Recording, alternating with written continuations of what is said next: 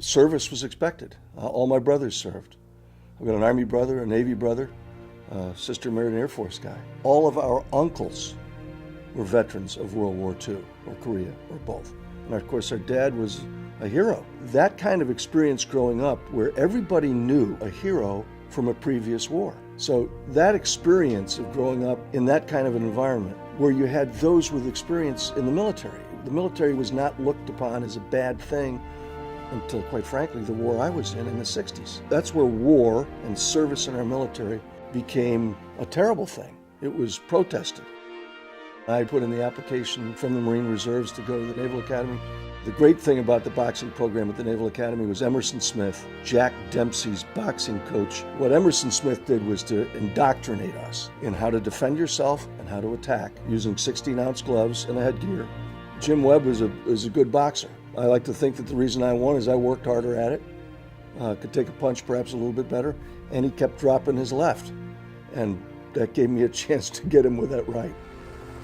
Vietnam War, Hill 410, 1st Platoon Commander Bill Haskell badly wounded. Bill and I were at one point the only lieutenants, only officers left in that rifle company. And so we were very close. The most vivid recollection I have of that day isn't the things that I did, it was what one of my young Marines said. It took us about 6 hours to get to the top of that hill. A lot of killed and wounded. One of the young Marines, Pierre Sirois, we called him Frenchie, of course. And Frenchie said, "You should have seen my lieutenant."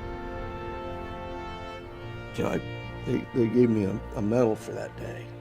I didn't deserve the medal. The guys who went up that hill with me deserved the medal.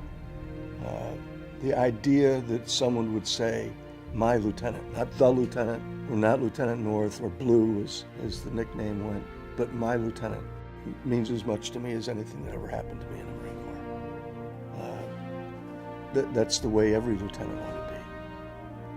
That doesn't mean that they like you, but they love you and they respect you. And they would go with you through hell itself. And that's why we ended up taking that hill.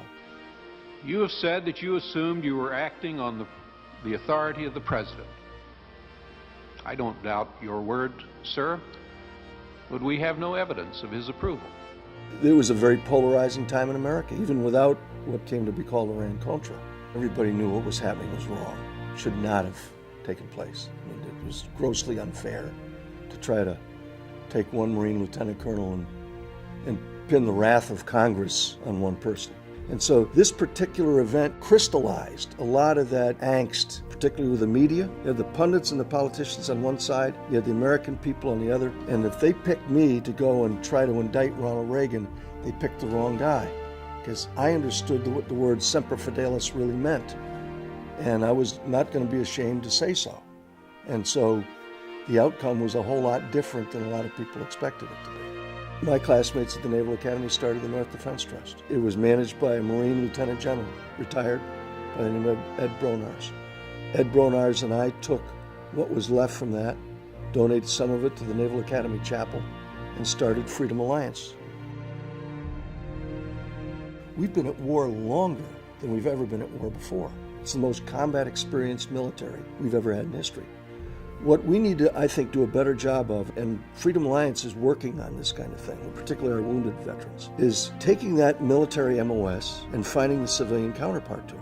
You have HR people in companies today, when they have two people show up for a job, they look at one who's a high school graduate, one who's come out of 4 years in the military, they'll take the high school graduate for the job because they don't want to worry about the problems that this person might have had. All of those things come out of that military experience, and yet they'll take the unproven high school graduate over the military veteran. It's outrageous. They've been responsible for the lives and safety of other people, and very often millions of dollars worth of equipment. Those kinds of things are invaluable to an employer. American Legion posts around the country will bring a guy in and say, "Look, we understand you're a veteran, you're a veteran, you're a veteran, I'm a veteran. Let's deal with some of these issues." There are people out there, there are homeless vets. There are people out there who are going to need long-term help in many ways. There's also millions of them who have come out of this war who make great employees for any company on the planet. And they can be very, very productive people if you just give them a chance.